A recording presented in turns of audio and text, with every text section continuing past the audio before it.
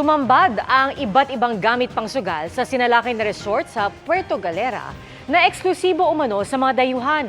Iniimbestigahan ng NBI ang impormasyong posibleng may iligal na pogo roon, bagay na itinanggi ng kanilang alkalde. Mula sa Calapan City, Oriental, Mindoro, nakatutukla si Paul Hernandez ng GMA Regional TV. Paul?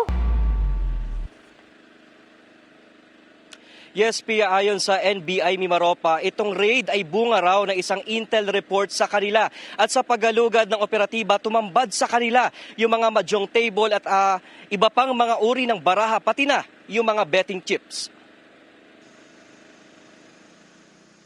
Sa barangay Sinandigan, Puerto Galera, Oriental, Mindoro, natunto ng NBI Mimaropa ang target na resort noong Sabado ng gabi.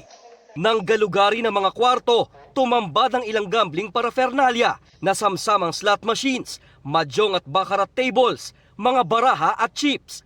Walang naaktuhang nagsusugal ng pasukin ng resort, pero may 40 foreign nationals na dinatnan. Nakapagtataka, parang natip-off ng operation dahil wala mga taon that not only the owner. Nakapagtataka na wala man lang tao doon sa poolside, bar. Usually, yan yung mga tambayan nila. Ayon sa NBI Mimaropa, taong 2019 ang buksan ng resort na pag-alaman ding eksklusibo ito sa mga dayuhan. Karamihan ay mga Chinese. Bukod sa mga gamit pang sugal, nakita rin ang mga laptop at SIM cards. Ayon sa NBI, isang dayuhan ang may-ari ng resort. He is a Chinese descent pero nung tininan namin yung passport na sir, American pala siya, national. Tumanggi nang magbigay ng kanyang panig ang resort owner. I don't have any comment. You don't have any comments, sir?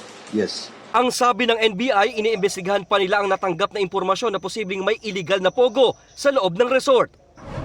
Pero ikinagulat ito ni Puerto Galera Mayor Rocky Ilagan. Naninindigan siyang walang pogo sa kanilang lugar. We don't allow that kind of ng mga illegal na mga activity.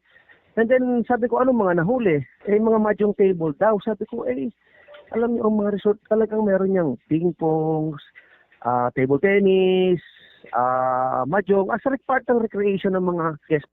Cannot deny or ascertain yung din ni Mayor kasi nga as of now, hindi pa natin napatunayan niya na pugo nga talaga yung mga nandun. May business at mayor's permit din daw ang mismong resort. Yun nga lang, ang mga umano'y gambling materials, walang kaukulang papeles. Isinailalim na sa inventaryo ang mga nakuhang gamit pang sugal sa resort na bahagi ng proseso ng investigasyon.